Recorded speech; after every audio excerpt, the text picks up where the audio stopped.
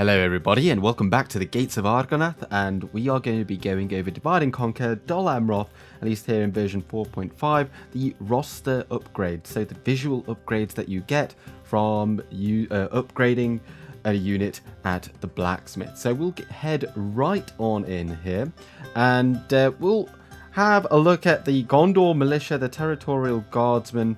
Unfortunately, neither of these actually get any visual upgrades, but I thought I would just show them here in their Dol Amroth livery, as opposed to the Gondorian one that they usually come in. Now, then we get in the same tier, the coastal wardens. Actually, let's go for the Gondor cavalry militia. They also get no upgrade, so we're not really missing anything out there. But anyway, then we get on to the coastal wardens. Now, the coastal wardens have two separate upgrades.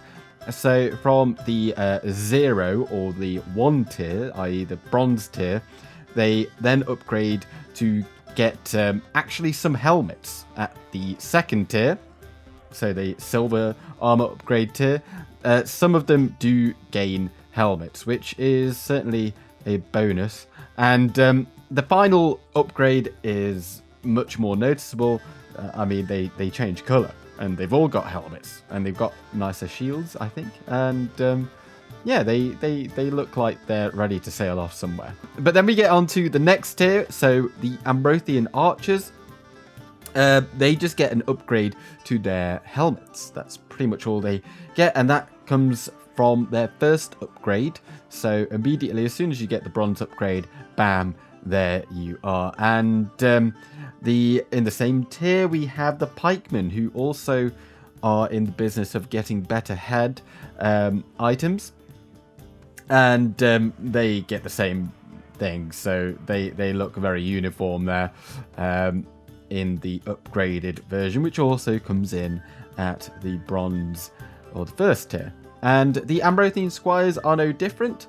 They also have those cool little plumes on the helmets, and when they are upgraded, they all have the silver helmets, whereas in the previous one, some of them don't. It's very odd. But then we can move on to our post-barracks event units.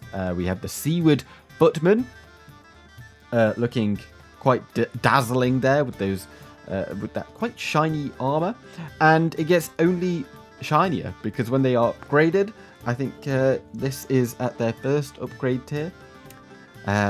They look like this, and their brothers in arms, the seaward spearmen, have the exact same aesthetic. So they also get that change in the helmet and the breastplate and the pauldrons, everything. Whereas the seaward lancers, the cavalry counterpart, don't get an upgrade. They just already look like that, although they don't have the pauldrons. So something to note on there. And I've just thrown in the Nimrodel Mariners here for completionists' sake, or for completionism. They get no upgrades, but they look cool. And right, well, let's then get on to the General's Bodyguard, because that's quite an interesting one. Here we have the unupgraded version. Just check out the helmets, because then when they are upgraded, they get those kinds of wings, like a swan might. But also, something that I didn't immediately notice is that if you check out the lancers, on the unupgraded one, they do not have those little flags on them, whereas the upgraded one does. And something also to note, it's only something that you really see when you get a bit close. Here we have the Knights of the Silver Swan. They do not have an upgrade, but they have that upgraded look of the bodyguard. And when you get nice and close to the helmet, you see they've got that kind of gold trim on there. And that is not something that you get on the unupgraded General's Bodyguard.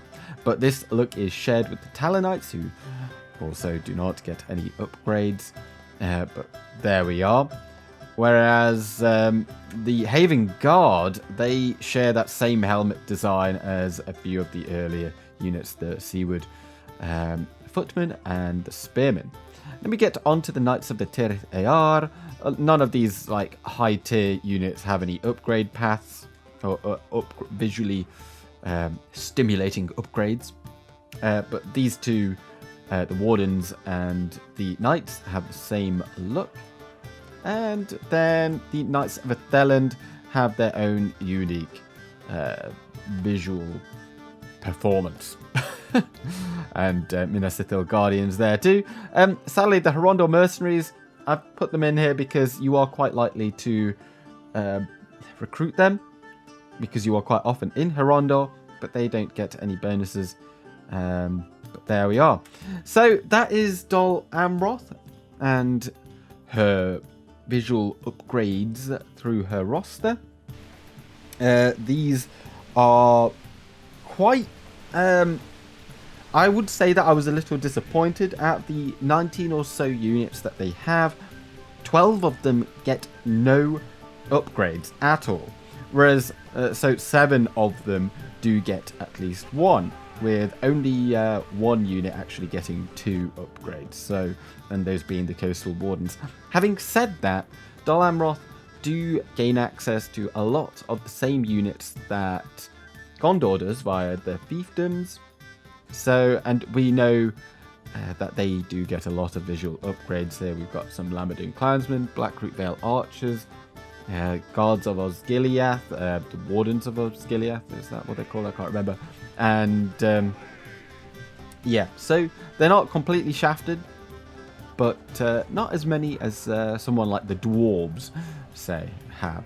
But anyway, thank you very much for watching, and I'll catch you on the flip side.